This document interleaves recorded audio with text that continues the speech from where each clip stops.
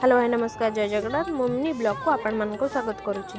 तो आसतु आज जीवा चौद्वार गांधी छक उपस्थित थिबा श्री अभिराम परमहंस जन्म वार्षिक जन्म उत्सव को।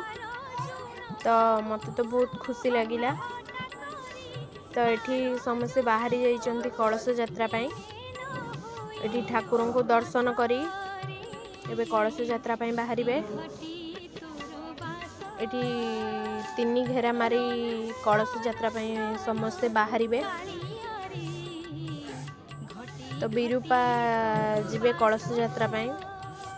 बिरूपारे कलश बुड़े समस्ते आसिबे आश्रम ठिकी। तो बे आसिकी बिरूपारे पहुँची गले। एठी सब सजड़ा सजड़ी चलची पूजा पाठ एबे हबो। तो एबे कर्ता एठी सूर्य देवता को मुंडिया मारुचंती। फास्ट कर्ता कलश बुड़ेबे। कलश बुड़े सारा परे तापर आउ समस्ते कलश बुड़ेबे। एठी मुंडिया मारी कर्ता पानी छुंची हेई एबे कलश बुड़ेबे। सी कलश बुड़े सारा परे अन्य समस्ते कलश बुड़ेबे। तो ये धीरे धीरे समस्ते हेडू कलश बुड़ेले। कलश बुड़े सारा परे एबे कलश को रखी तो कलश पूजा हबो।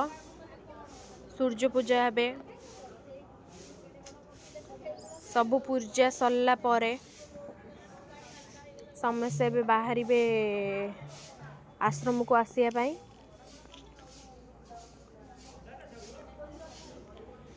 कर्ता फास्ट आगे आगे आसिले तापरे अन्य माने समस्या आसिले।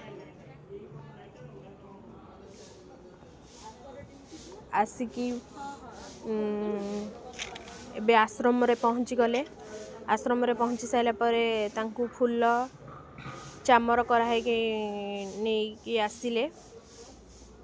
आसी साइला परे पाद धुआ है कि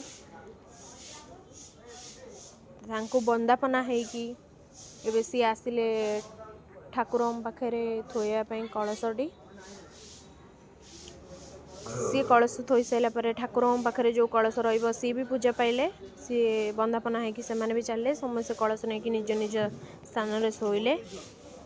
तो देखंतु को भाबरे आश्रमटी सजा हेची। आ आपण माने भी आसंतु चौद्वार गांधी छक उपस्थित थिबा श्री श्री सत्यनारायण का आश्रम को। वीडियो जदि भल लगी थाए लाइक शेयर सब्सक्राइब करेंगे। रही जय जगन्नाथ।